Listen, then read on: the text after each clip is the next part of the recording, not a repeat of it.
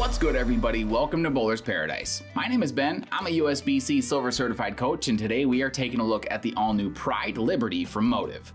Before we get this one going, though, be sure you subscribe to the channel. It's free, it's easy, and it's the best way to help us help you get into the right pieces of equipment regardless of your skill level or playing style. Plus, at 10,000 subscribers, I'm going to paint myself blue like Megamind and release our top 5 blue bowling balls of all time videos, so while you're down there, be sure you hit that notification bell too so you don't miss out. This ball is made in America, and you're gonna know that.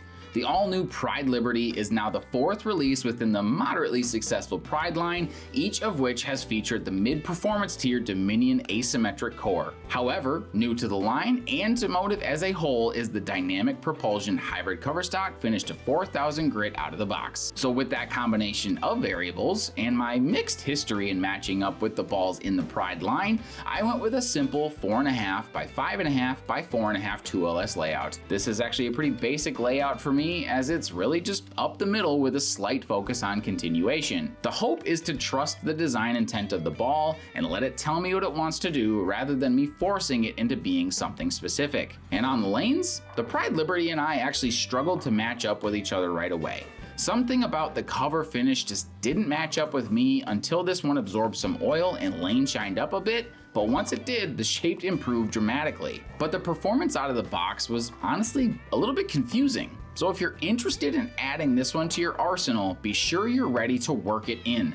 Don't quit on this one after 2 or 3 games. And when you let it break in, I bet your favorite part about throwing it will be the same as mine, and that's the carry on the off hits. Watch the pins. They never fly up, and that means that the pins can do some extra work for you. They say hit them thin and watch them spin, but once the cover broke in a bit, it felt like the pins were actually on my side, which is a rare occurrence in this game. But on the list of downsides, one stands out above the rest. The shape isn't convincingly awesome, and it certainly didn't wow me enough to be an instant add to my arsenal.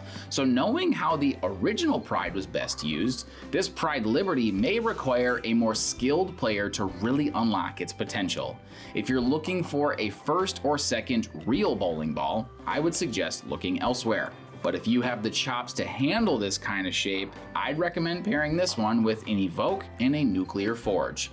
The Evoke will handle higher volumes of oil more effectively, and the Nuclear Forge will let you open the lane up when the friction is fully developed. That leaves the Pride Liberty to do the work in that transition period where you need to control the ball and catch a few good hits here and there.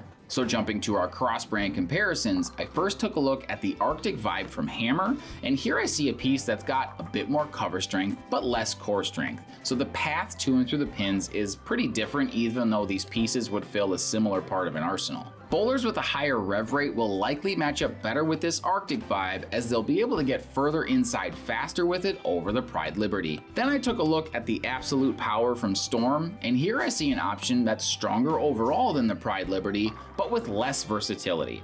I see the Pride Liberty being used all over the lane and just going where the strikes are, whereas the Absolute Power is really only great when you can keep it in front of you and let it roll. So players with less axis rotation will likely match up better with this one from Storm. But with that, here's my recommendations on the types of players that I think would match up well with the Pride Liberty from Motiv.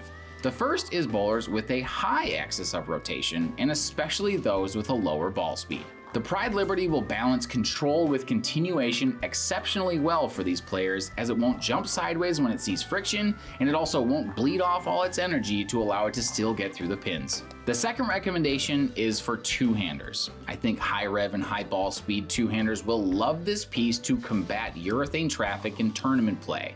The Pride Liberty will likely be able to stay in the friction, but still get off the spot in the presence of carry down, so long as you have the rev rate to make that happen. The all-new Pride Liberty is certainly proud where it comes from, and in the right hands, could be what you need to land your next honor score. And you can pick this up today and much more at bowlersparadise.com. Be sure to use the discount code YouTube at checkout for free shipping. Thank you to my friend Ryan Safransky for the drilling of this piece, and to Dale's Weston Lanes for letting us film this video.